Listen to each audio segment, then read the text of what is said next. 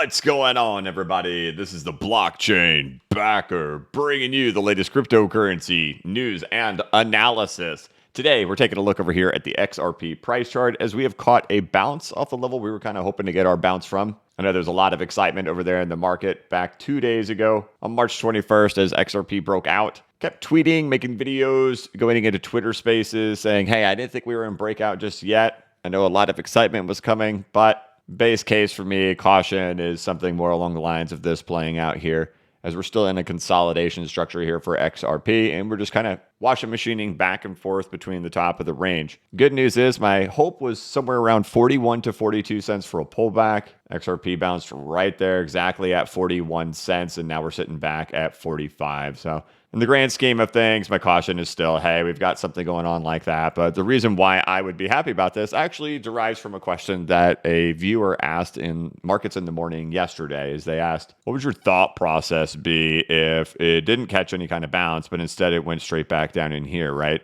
And that would be a concern of that this was not some type of breakout or continued ranging or continued accumulation happening in here, but this would actually end up being just a short squeeze, and that we went and stole all of the shorts out of there. Just kind of a cleansing of leverage. So while I still think the road ahead is going to take some time, I'm just overwhelmingly thrilled to see that price action can get supports where it's supposed to get supports and continue playing out in here. So definitely a renewed feeling of life coming back into XRP, and definitely a renewed feeling of hope and optimism on my part as well. We've obviously been watching this for a long time. We had kind of expected that we would stay stuck in here for a long time. And hey, we now have moved on to a new phase. So there will be lots of videos out there saying we're going to the moon. There will be tons of live streams. There'll be tons of everything, trying to create tons of excitement as we're back at the top of the range. Just remember, this is a ranging context still. It seems really exciting, but the thing is we are still jammed in here, and it is common to have to work this out for a good amount of time.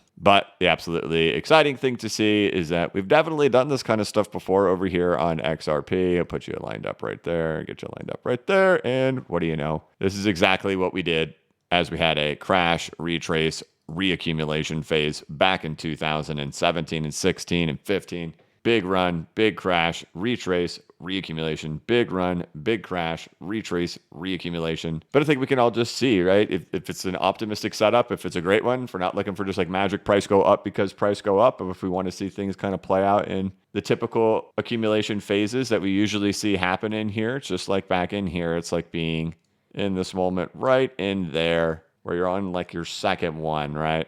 Same phase as being like right in here. So hopeful wishing all day. But hey, I'm not here for 6 or 7% gains for XRP. I'm here for the big breakout, which I'm sure many of you are as well.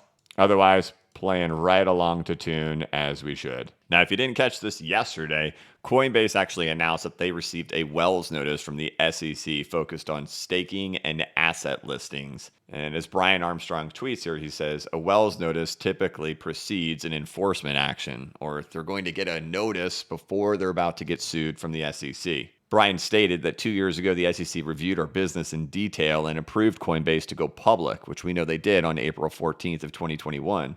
Our S1 clearly explained our asset listing process and 57 references to staking.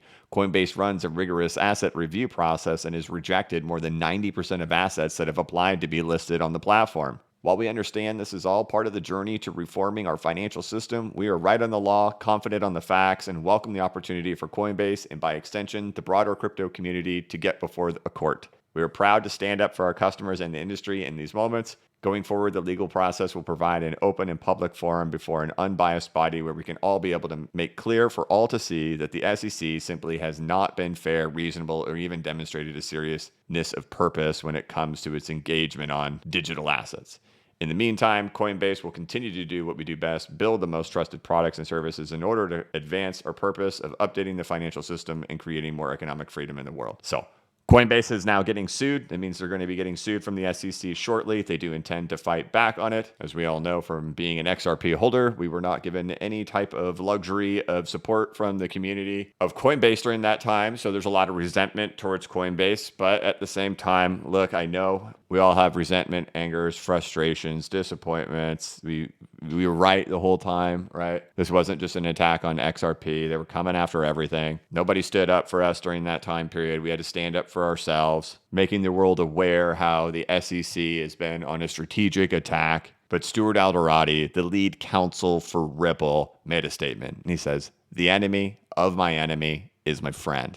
And while Coinbase has been able to protect Coinbase from the SEC by shunning XRP, at this point now, Coinbase needs the help of Ripple. They need the help of the XRP community. And then at the same time, the SEC sues Justin Sun and Tron for selling an unregistered security. And the difference here with this one is they're claiming fraud with Justin Sun and claiming that they hired a bunch of celebrities to promote Tron without disclosing that they were being paid to promote Tron, with some of them being people like Lindsay Lohan and Soulja Boy. As you can see back on February 11th, Lindsay Lohan exploring DeFi and already liking JST, Sun, and Tron. Super fast and 0 fee. Good job, Justin Sun. Concrete Boy Boat getting a Tron tattoo when it hits 50 cents. February 11th. Jake Paul, Tron, Rocket Ship, Justin Sun, February 12th. Neo, what's an ideal crypto bag? Thinking Tron, BitTorrent, Justin Sun, win, February 11th, 2021. And of course, at that time, on February 11th in 2021, I was like, all right, I'm just going to say it. There has to be some marketplace where people are paying these celebrities to make all these crypto tweets. I was really scared to post that tweet at that time because I didn't want to seem like a fudster, because it seemed like crypto was really exciting there on February 11th of 2021 and that all these celebrities were tweeting about crypto all the time. But it happened so quickly and so suddenly and all at the same time. It had a big fat smell to it that something was going on. And it turns out there were things going on, and it was Justin Sun and Tron paying for a lot of this stuff, at least allegedly by the SEC. And it turns out some of these have already settled, like Lindsay Lohan and Soulja Boy. Some of these have actually already settled with the SEC, agreeing that this is what happened. But the nice thing is, and it's unfortunate for a lot of these assets. So now Tron is labeled as a security now. There's fraud allegations to go with Tron, of Justin Sun coordinating billions of dollars of wash trading to increase the volume of Tron. And it's an uncertain time in crypto when you get the SEC going after Kraken, you got them going after Coinbase, you got them going after Sushi, after Tron. It's like they're on just a rampage to destroy crypto, and retail investors are not here to protect. They're here to harm. It has been a long journey with XRP and being under this lawsuit that has been going on for 28 months. But you know what? I remember what it was like to be on day one and hoping that things could wrap up relatively quickly, and how grateful I am. And it stinks because it's been going on for a long time, but how grateful I am to be 28 months into it and to not be on day one. And that if crypto is going to come out of this okay, to be positioned here as this is my number one holding. And even if there's some more time ahead of here, that I'm not sitting around waiting to say, hey, is the SEC going to be coming after my coin next? Which I have other altcoins, and I kind of have those concerns there, but not on my number one bag. I'm 28 months already into the SEC over here with my number one bag. I'm not having to worry about something new coming from the SEC on XRP. We're in it. We're deep in it. The finish line is like right there. But as somebody who pays attention way more to the charts than I do to the actual news, hey, you got what we were looking for. Let's make some support show up right in here over the course of the next week. And let's start pushing our way back up to the top of the range again to start getting more of that Wyckoff accumulation going on in there. Otherwise, great to see the support come in there. We issued some caution up in here saying, hey, it doesn't look like a breakout. People were questioning yesterday about whether or not what would happen if this would fire back down, if that would end up just being a short squeeze. Look at that. We got a nice little bounce. Now it's time for some support building.